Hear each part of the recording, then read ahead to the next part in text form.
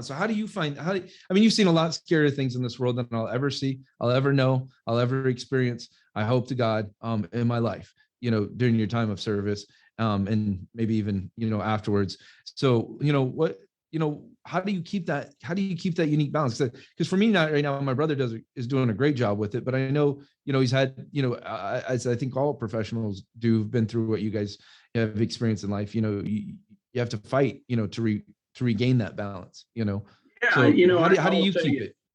the turning point for me was when I got wounded.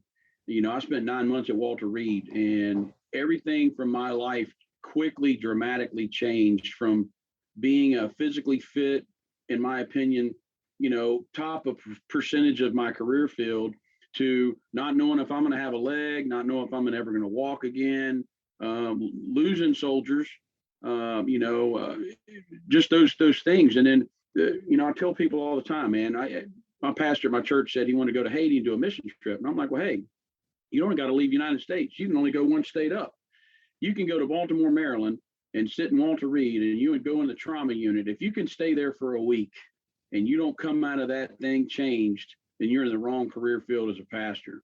That place broke me at every level, physically, mentally, spiritually, because again, you're hearing grown professional people like ourselves. They're in there crying. You're smelling people. You're hearing grown people cry. They don't know how to deal with things.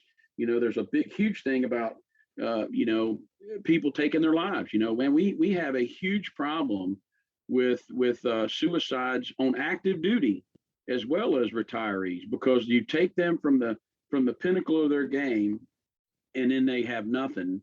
And then, a lot of people succumb to, using drugs, drinking alcohol. I mean, your brother can talk people that we've known that they go from point A to point B, and I mean, they have all kinds of problems with driving on impaired charges, or, they just throw their lives away. What I had to do is I had to tear myself down to the lowest part of where I was physically broken, where I almost took my own life. And I had to say, okay, something's up, man. I got to get some help. I got to talk to some people that can talk me off the ledge and tell me it's okay to cry. It's okay to have these feelings, but it's not okay to try to have those feelings and mask them with alcohol and drugs. So after I started getting that and getting my head right, I let a lot of stuff go. I let a lot of the political fray go. Man, I can't control what's going on in DC. Heck, I can't even control what's going on in Lillington. All I can control is my wife and my children. What I can do also is, like I told you on the phone several months ago, is I can offer you loyalty as a friend, like with your brother. If your brother called me at 2 a.m. and he needed me, I'm at his house. That's just it. And that's just how I think it's helped me become peaceful and have an inner peace. And now, me and my wife laugh about this now. Really, the only thing that gets me fired up is if I'm running out of suet nuggets or bird feed for my outdoor to watch the hummingbirds or my birds out there.